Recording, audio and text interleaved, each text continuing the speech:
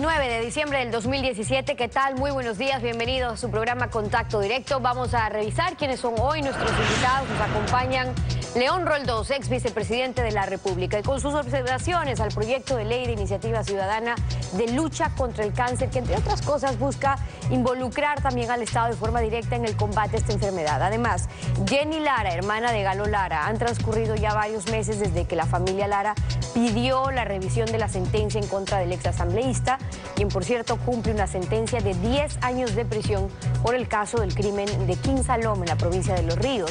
Su familia cree que Lara, en el caso de Lara, hubo una persecución política del gobierno anterior. Vamos a revisar el caso. Y además, Manuel Solano, experto en seguridad social, y la propuesta de un plan de contingencia para el IES que persigue devolverle al Instituto Ecuatoriano de Seguridad Social su solvencia. Además, hacerlo más eficiente. ¿Cómo lograrlo? Lo examinamos en instantes. El ministro del Trabajo, Raúl Ledesma, cree que el aumento salarial anual debe beneficiar a todo el universo de trabajadores del país. Anunció que en ese sentido habrán reformas laborales para el 2018. Este es el planteamiento concreto.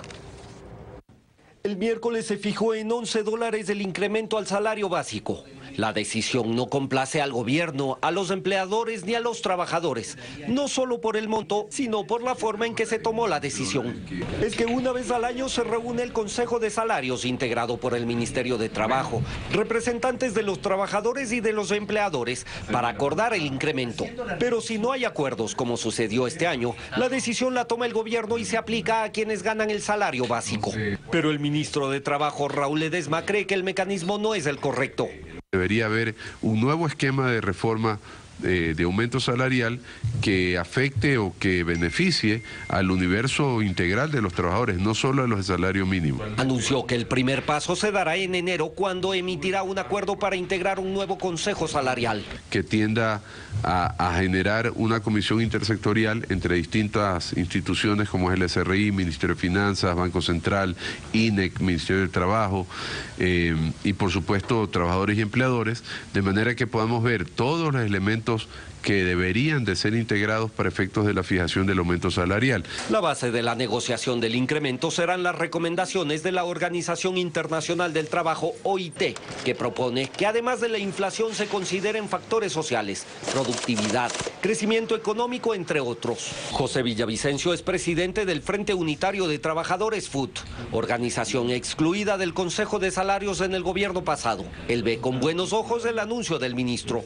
Respetemos la Constitución. Y en ese sentido no se debe tomar solo parámetros técnicos.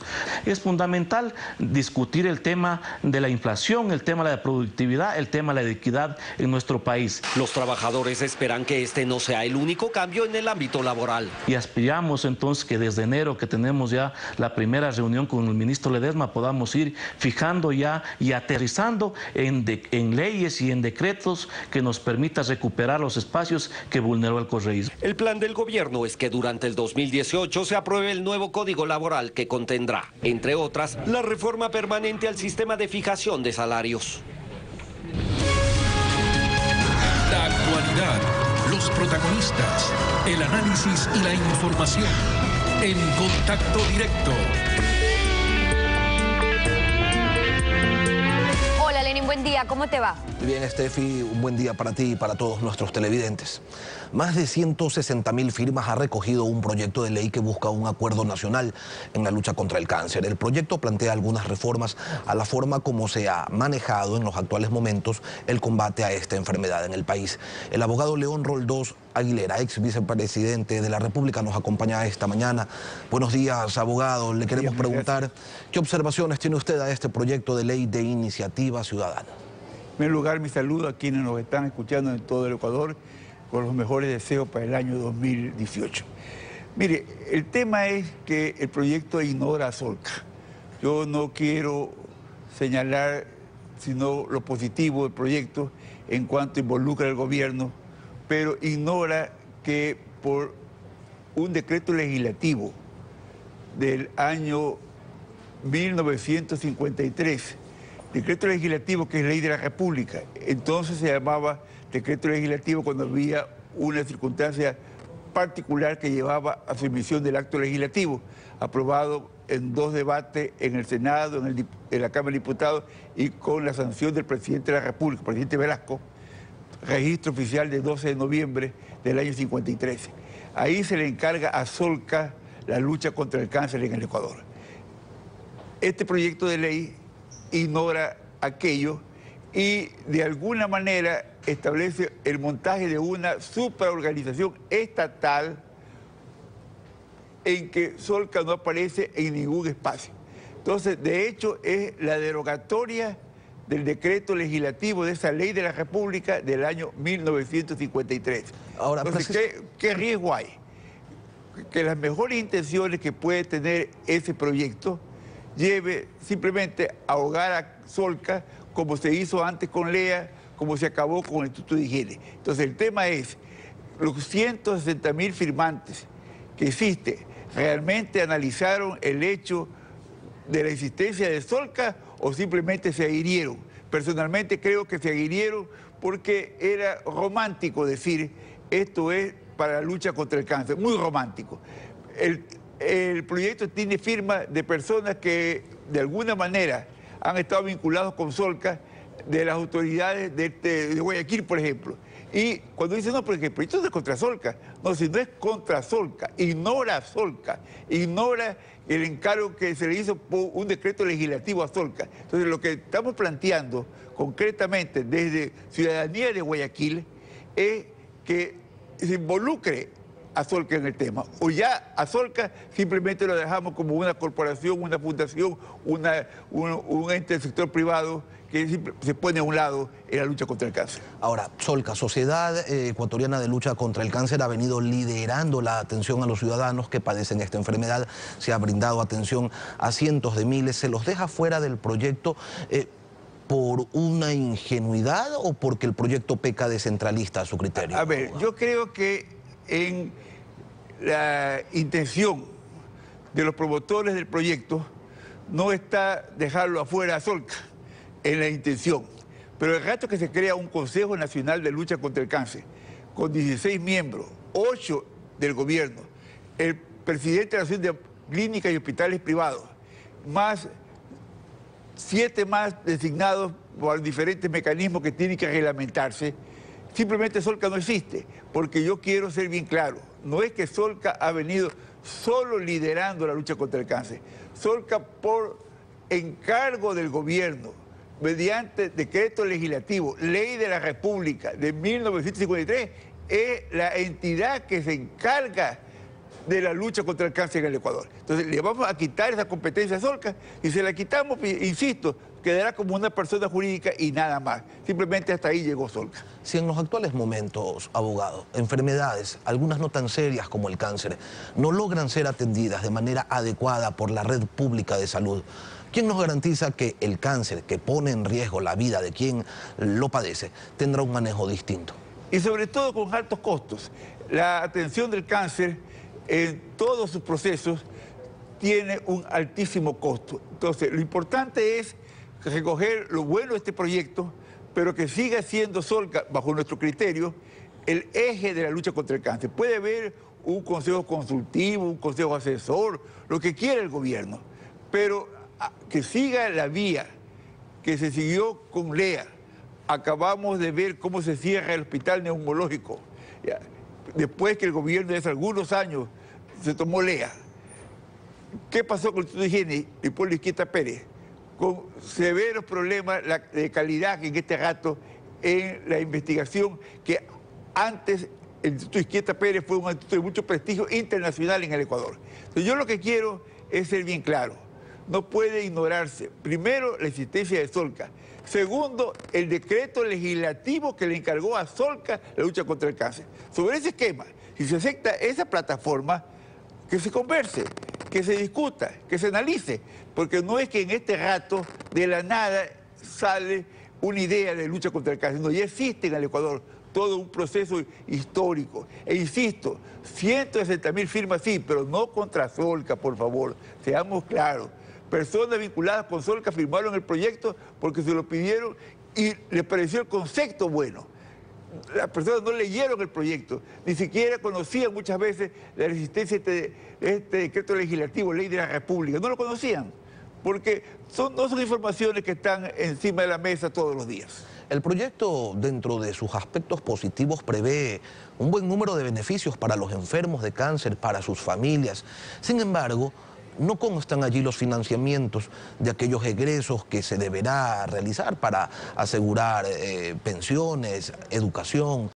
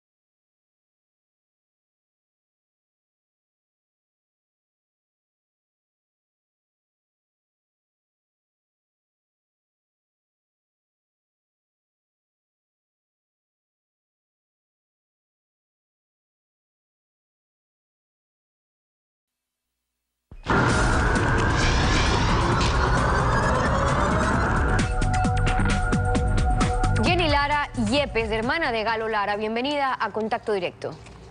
Buenos días. Buenos días. ¿Cuál es la situación de su hermano? Han transcurrido ya 4 meses desde que ustedes pidieron esa revisión a la sentencia contra Galo Lara. ¿Qué ha pasado desde allí?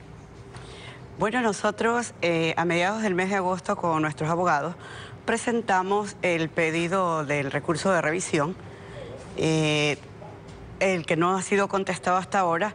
Necesitamos que se nos dé, los conjueces de la Corte Nacional de Justicia, nos den la hora y fecha para realizar la audiencia para revisar el recurso de revisión. Ahora, Galo Lara fue sentenciado a 10 años de prisión, fue acusado en el caso del triple crimen en el asesinato de Quinsaloma. ¿Por qué solicitaron ustedes una revisión de esa sentencia? ¿En qué puntos? Nosotros pedimos un recurso de revisión porque aportamos nuevas pruebas. La Corte Nacional de Justicia aceptó el recurso de revisión porque las pruebas que aportamos ameritan que se reabra el caso. Ya, pero en casos como cuáles, por ejemplo, ustedes argumentan que se acogió un testimonio de un testigo protegido por parte de la Fiscalía y que esto había sido impugnado por el tribunal que lo juzgó en primera instancia. ¿Qué pasó? Nosotros aportamos nuevas pruebas que reposan hoy en la Corte Nacional de Justicia porque nos parece injusto que una persona que no es idónea como testigo logre que se condene a un inocente de un crimen que nunca lo cometió. Ese es un argumento. El otro es que se lo acusó a Galo Lara y uno de los argumentos fue que él no logró justificar por qué le hizo transferencias a su conviviente el día justamente en que se cometió el triple crimen. ¿Qué presentaron sobre eso? Ahora se está demostrando que la transferencia que Galo Lara hace el día que se comete el triple crimen no fue para pagar a los sicarios, como se dice en el proceso, sino para pagar el Omni Hospital donde daba luz la madre de sus hijos, Carolina Llanos, hoy acusada también, para el nacimiento de los gemelos. Es lo que se está demostrando hoy en los nuevos acontecimientos que se han puesto. Ahora, estos 4 meses, Jenny, que han transcurrido o han tardado, ¿han sido también fruto de excusas de algunos jueces, de varios sorteos que se han dado? ¿Por qué estas excusas? Bueno, parece ser que la papa caliente la tienen en las manos, no saben qué hacer, saben que Galo Lara es inocente, fue declarado inocente en el año 2012 por el fiscal Galo Chiriboga, quien reconoció que Galo es inocente, que no tenía nada que ver en el asesinato. Entonces esta es una papa caliente porque saben que fue una persecución política, un odio político del mayor odiador que ha tenido el Ecuador en los últimos tiempos, y entonces en este momento se hace difícil libertar al mayor denunciante de los casos de corrupción que hoy están comprobados y debidamente sentenciados. Pero lo que ustedes piden es que los conjueces designados fijen ya una fecha para la audiencia, porque lo que ocurre es que sigue pasando el tiempo y entiendo que ustedes han presentado pruebas de que el estado de salud de Galo Lara es crítico. ¿Cuál es el estado de salud? Bueno, realmente he venido hasta acá hoy y gracias por la oportunidad. Es de manera suplicante, si se puede decir, dirigirme a los conjueces de las salas que ya están nombrados para que den fecha y hora por el estado crítico de salud que atraviesa mi hermano. No me da pena decirle al Ecuador entero, que lo escuche y que lo sepa, compartir este dolor, este clamor que siente la familia Lara, esta lucha de 4 años. Mi hermano se está muriendo dentro de la cárcel. No es justo que se muera una persona inocente cuyo único delito fue denunciarle al Ecuador los mayores casos de corrupción. Repito, comprobados y sentenciados ahora. Su estado de salud es crítico, tiene diabetes, ya está usando insulina todos los días, tiene hipertensión arterial, tiene insuficiencia cardíaca, insuficiencia respiratoria, le sangra su oído derecho, está desnutrido. Todo esto causa y producto de, bueno, la ansiedad que sufre la persona que está detenida, ¿no? Y la falta de atención médica especializada, porque Galo ha sobrevivido porque así lo quiere Dios realmente. Entonces, todo esto ha redundado en que su salud esté totalmente deteriorada. ¿Y este sería el último recurso que les queda por presentar? Este es el último recurso que nos queda por presentar. Queremos ir a la audiencia que los conjueces ya den la hora y fecha de audiencia lo más pronto posible. Yo les suplico como madre, como padres, como hermanos, como seres humanos que son, por favor, no dejemos que muera un inocente dentro de la cárcel. Claro, pero ahí lo que corresponde es en justicia que se pueda investigar y determinar lo que dentro de la Administración de Justicia responde, y por ello es importante los recursos que ustedes han planteado para que se pueda verificar o no. El argumento de la defensa de Galo Lara es que él es un perseguido político, que a él lo acusan por haber denunciado actos de corrupción. De hecho, recordemos algo de lo que decía en el 2014, porque son 3 años ya desde que está detenido. Escuchemos. Soy perseguido político del gobierno de Correa. Correa me quiere asesinar, Correa, por haber denunciado su corrupción. Y aquí estoy, ecuatoriano. Mis manos no están manchadas de sangre. Sigue.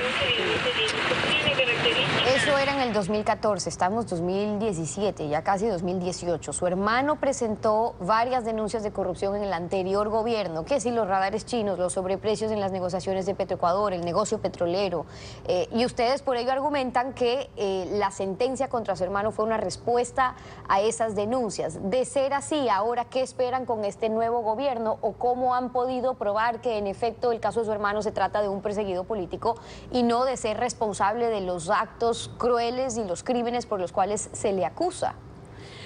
Bueno, Ecuador entero sabe los casos de corrupción comprobados y sentenciados debidamente ahora. Y segundo, no se puede juzgar por el mismo delito 2 veces. La primera vez mi hermano es declarado inocente porque nada tuvo que ver en el asesinato de Quinsaloma.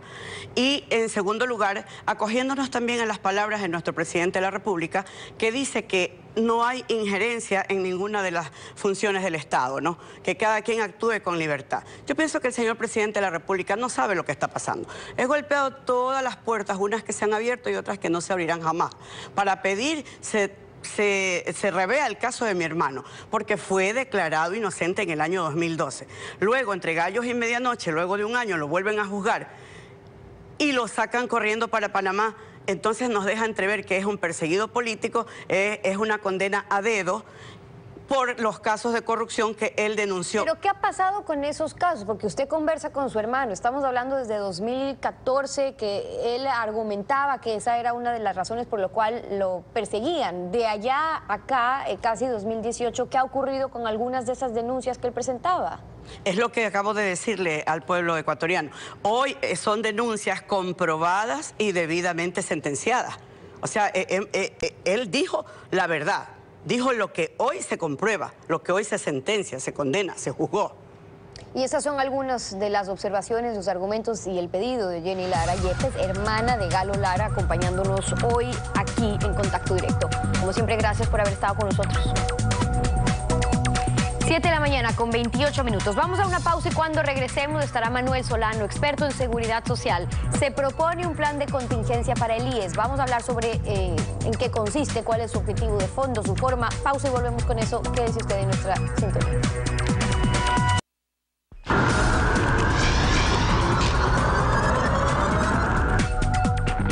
Algunas cosas, o mejor dicho, muchas cosas no funcionan bien en el Instituto Ecuatoriano de Seguridad Social. Por ello, el doctor Manuel Solano, quien nos acompaña desde la capital de la República, tomó la iniciativa de socializar y plantear alternativas técnicas de intervención y solución. ¿Con quiénes ha conversado sobre esto, doctor? Buenos días. Buenos días, Lenin. Soy un funcionario de la Procuraduría General del Estado por más de 20 años. Soy afiliado a la Seguridad Social y represento a más de 1.200 organizaciones sociales, cívicas, ciudadanas, de artesanos, de empresarios, de gente campesina que quiere un cambio en la seguridad social. Y creo que es el momento de unar esfuerzos cada uno de los ecuatorianos para sacar adelante a tan importante institución. Por lo cual hemos elaborado un plan de emergencia del IES, que está compuesto de algunos componentes. Comenzamos con un componente social que consiste en recuperar la identidad del médico ecuatoriano, que es importante hoy por hoy valorizar el esfuerzo que han hecho los profesionales de la salud a través de una certificación, tanto para profesionales nacionales como extranjeros en la seguridad social. También es importante retomar un plan de vivienda sostenible en la seguridad social a través del BIES, para lo cual nos hemos asesorado también con tecnologías de materiales saludables y amigables al medio ambiente, nuevo tipo de materiales que podrían invertir también países como Corea, en lo cual podrían constituir en la construcción de más de 50.000 plantas de viviendas a nivel de lo largo y ancho del Ecuador, con la finalidad de abastecer al déficit de vivienda de los afiliados del IES. Creo que es importante también tener un componente económico en el cual nosotros necesitamos realmente recuperar y sincerar la realidad económica de la seguridad social, para lo cual sería importante suscribir convenios con instituciones de educación superior con la finalidad que nos ayuden a transparentar los estados financieros, la situación económica, si se ha cumplido con las recomendaciones de los organismos de control y poder también emitir nuevas políticas en los productos que da el BIES en cuanto a llegar a la mayor cantidad de la población de los afiliados, esto es a los afiliados al seguro campesino, a los afiliados voluntarios. En lo que refiere al componente económico, el IES desde hace tiempo se ha convertido en la caja chica de múltiples gobiernos. En los últimos 10 años fue más todavía, pero no podemos decir que empezó en la última década. La práctica ha sido común. ¿Cómo evitar que ello continúe sucediendo? Cumpliendo con la ley de seguridad social, cumpliendo con el fin para el cual está destinado y la creación de la seguridad social en el Ecuador. Mire usted, eso también es una de las grandes confusiones cuando no interpretan bien el artículo 372 de la Constitución, el cual manifiesta claramente que la seguridad social es de los afiliados y que la seguridad obligatoria que está dispuesta a crear el Estado, eso sí podrían crearlo con recursos del erario nacional, pero eso ha sido también, mal entendido en estos últimos años y ha sido los resultados que conocemos todo el Ecuador. El problema es que ha sido mal entendido por el gobierno, ¿no? Y entonces tenemos los ejemplos de la Ley de Justicia Laboral que se aprobó en el régimen anterior, que eliminó el pago del 40% del aporte para el fondo de pensiones. En el IES también ocurre que para solventar el fondo de salud se toman recursos del fondo de pensiones. ¿Por cuánto tiempo más es sostenible esta situación así, tal como se la ha manejado hasta ahora? Bueno, yo creo que es importante revisar justamente algunas resoluciones del Consejo Directivo del IES. Justamente la resolución 501 fue destinada a cambiar los porcentajes en las aportaciones al Fondo de Jubilación y Cesantía para pasarlos a lo de salud. Eso hay que, a través de estudios actuariales, inmediatamente ponerlos a los cambios necesarios que sirva para rehabilitar el tema económico y actuarial de la seguridad social. Es importante, Lenin, ecuatorianos, también manifestar que ya en la Constitución del 2008, en el artículo 371, lamentablemente ahí ya quitaron y tácitamente derogaron el artículo 237 de la Ley de Seguridad Social, en donde estaba obligado el Estado ecuatoriano a aportar con el 40% para el fondo de jubilación. Yo creo que hoy es la alternativa fundamental de justamente hacer un plan emergente para la seguridad social, para reactivar de acuerdo a los propios recursos, a la puerta inversión positiva que se le pueda dar para sacar adelante a la seguridad social. Por eso nosotros nos hemos comprometido en hacer este plan emergente en el cual convocamos técnicamente a hacer actividades de control, a cumplir con una veeduría ciudadana de fiscalización severa a través de la participación ciudadana, la contratación de auditorías internacionales externas con la ayuda de la Organización Internacional del Trabajo, que ya hubo un informe preliminar, con la ayuda también de la Seguridad Social Panamericana de la Salud, con los cuales nos podremos asesorar para tener parámetros que puedan servirnos de base para enrumbar positivamente a la seguridad social. Justamente ese informe preliminar de la Organización Internacional del Trabajo señalaba cosas bastante graves, que la sostenibilidad del sistema de seguridad social, tal como están las cifras, apenas alcanza hasta el 2029. Entonces salieron las autoridades de ese momento, el ex presidente del Consejo Directivo, a decir que no, que faltaban cifras, que allí no estaban contempladas, un sinnúmero de cosas. ¿Con qué nos quedamos? Bueno, yo creo que lo importante es, yo he manifestado claramente y de lo que hemos caminado a lo largo y ancho del Ecuador, consensuando cuáles serían las posibles soluciones de la seguridad social desde las partes que componen la seguridad social. Han manifestado claramente que, claro, en la actualidad es como una construcción mal hecha que tiene fugas de luz, fugas de agua, fugas estructurales, y ese es el resultado preliminar. Yo creo que hay que estabilizar a la institución cumpliendo con la ley, haciéndole dinámico las inversiones, haciéndole dinámico los servicios y las prestaciones de salud salud que tienen que brindarle a los afiliados. Creo que hay una posibilidad histórica, un compromiso entre la ciudadanía, los afiliados y el personal que labora en la institución. Por eso creo que es importante llegar a consolidar, ¿no es cierto?, dar prioridad principalmente a los profesionales que son para la salud, para los rendimientos económicos versus al personal administrativo. Creo que es importante valorar los perfiles técnicos que necesitamos en la seguridad social para hacer un trabajo dinámico con experiencia en gestión pública que pueda consolidar y sacar de este bache que sufre hoy por hoy la seguridad social. La corrupción no ha estado ausente del IES. Allí tenemos los casos de los túneles en hospitales para sustraerse medicinas, o de los pagos a prestadores de salud privados en montos que no correspondían o por servicios que nunca se habían dado. Combatir aquello no es cosa sencilla. ¿Qué proponen? Bueno, yo creo que es importantísimo ponerle justamente, inmediatamente en auditorías de gestión de la salud, por ejemplo, qué ha pasado con las derivaciones de la salud a las clínicas privadas, qué pasa dentro de la misma seguridad social, cuáles son la prestación que están recibiendo los afiliados, si existe maltrato, si existe calidad en la utilización de los fármacos. Por eso también es importante utilizar medicamentos genéricos de calidad. Podemos coger el ejemplo de los medicamentos genéricos canadienses que cumplen con los componentes químicos y que realmente curan al paciente. Entonces yo creo que hay soluciones. Lo importante es retomar con sinceridad, transparentar lo que está pasando y retomar lo que dicen los usuarios todos los días: problemas en las citas médicas, problemas en los tratamientos, en las enfermedades catastróficas no existen los medicamentos. Tenemos que atender prioritariamente esas necesidades. Yo creo que sí se lo puede realizar haciendo un compromiso primero de poner a gente especializada en cada unidad en la cual se dé el servicio en las prestaciones de la seguridad social. El origen de todo esto, doctor Solano, le pregunto, radica en la politización del IES, en que no lo manejan técnicos sino políticos. Por eso nosotros hemos puesto un componente político en, primero de las cosas, erradicar el tema de la corrupción, erradicar la utilización política o demagógica de las autoridades que han pasado por la seguridad social, recobrar la autonomía y la independencia institucional y prestar un servicio acorde con la Constitución y con la ley para los afiliados de la seguridad social. Pero cada vez hay más afiliados que requieren mayor cobertura, más servicios. Y para eso se necesita de más dinero y no hay estudios actuariales al día. ¿Cómo se solventa aquello?